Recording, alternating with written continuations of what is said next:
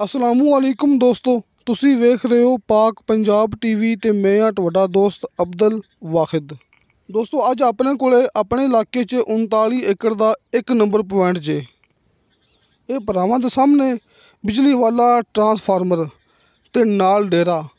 ਦੋਸਤੋ ਇਹ ਡੇਰਾ ਤੇ ਬਿਜਲੀ ਵਾਲਾ ਟਰਾਂਸਫਾਰਮਰ ਆਪਣੀ ਜ਼ਮੀਨ ਦੇ ਅੰਦਰ ਮੌਜੂਦ ਜੇ। ਦੋਸਤੋ ਇਹ ਆਪਣੇ ਕੋਲੇ ਵਾਖਦ ਰਕਬਾ ਐਸਾ ਹੈ कि जिन्ना रकबा है उन्ना ही इनका फ्रंट है। बल्कि आप दोस्तों को मोटरसाइकिल तो दिखावे, तुम अपनी वीडियो देखनी एंड तक तो दोस्तों को खुद अंदाज़ा हो जाएगा कि यह ज़मीन का कितना फ्रंट है।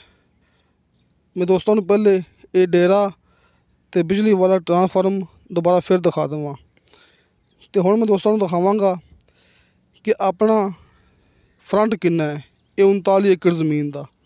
दोस्तों 39 एकड़ ज़मीन अपने कोले तो इनका 39 एकड़ का ही फ्रंट लगता पिया जी।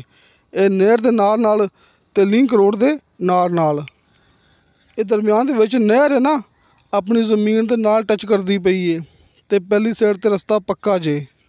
बिजली वाले खंभे अपनी ज़मीन के विचों लंघते पे जे। 39 एकड़ ज़मीन ते 39 एकड़ इनका फ्रंट। ये आप दोस्तों को तमाम वीडियो दिखावांगे, तमाम जिन्नी देर अपना फ्रंट ख़त्म नहीं हुंदा।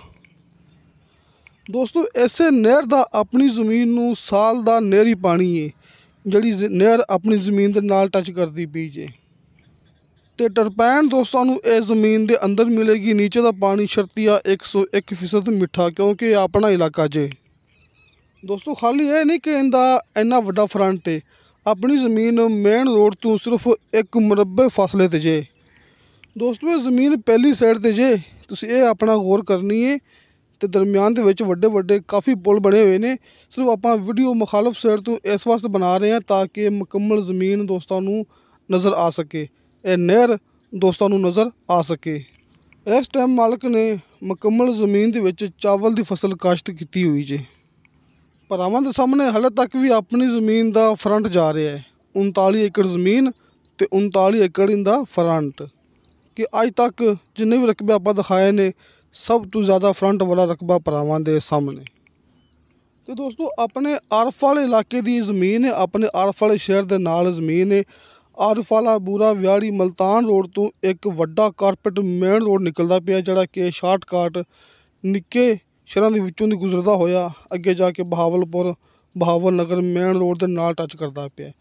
दोस्तों ये कोई माड़ा मोटा मेन रोड नहीं है जिंदी आपां गल कीती जाने कि इस मेन रोड ते पेट्रोल पंप फैक्ट्रियां काफ़ी सारे शहरों के विचों दी गुजरदा होया ये मेन रोड जांदा पिया जे। दोस्तों इनका नाम है थाना अहमदयार मेन रोड। तो थाना अहमदयार मेन रोड तो जिहड़ा कि थाना अहमदयार एक बहुत वड्डा अड्डा है जी, उत्थों हर चीज़ मिलती जी, बैंक भी मौजूद है जी। तो मेन रोड थाना अहमदयार तो सिर्फ 1 मुरब्बा फासले ते अपनी ज़मीन जे। तो तमाम लिंक रोड मौके तक आ रहे हैं, बल्कि अपनी ज़मीन का बहुत वड्डा फ्रंट है भरावां दे सामने।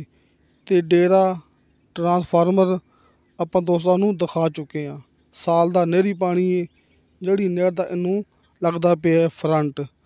तो टरपैन दोस्तों को इस ज़मीन के अंदर मिलेगी। तो दोस्तों 1,10,000 रुपया इनका ठेका जे साल का पर एकड़ के हिसाब नाल। तो 36 लाख रुपया पर एकड़ के हिसाब नाल इनकी मालिक ने डिमांड की है।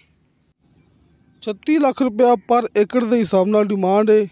36 लाख फाइनल नहीं है, कमी पेशी प्यार मुहब्बत हो जाएगी। तुसीं अपनी गल याद रखनी है कि मेन रोड तो सिर्फ 1 मुरब्बे फासले ते अपनी ज़मीन जे। तो मौके तक लिंक रोड है, तो लिंक रोड का नहर का माशाल्लाह बहुत वड्डा फ्रंट है।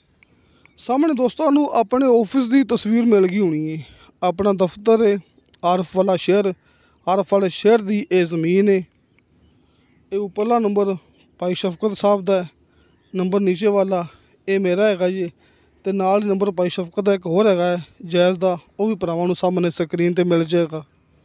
तुसीं दोस्तों अपनी एक गल लाजमी याद रखनी जे कि अल्लाह ताला दी अपने ते करम नवाजी है, जिन्ना भी शुक्र अदा करिए वो थोड़ा है।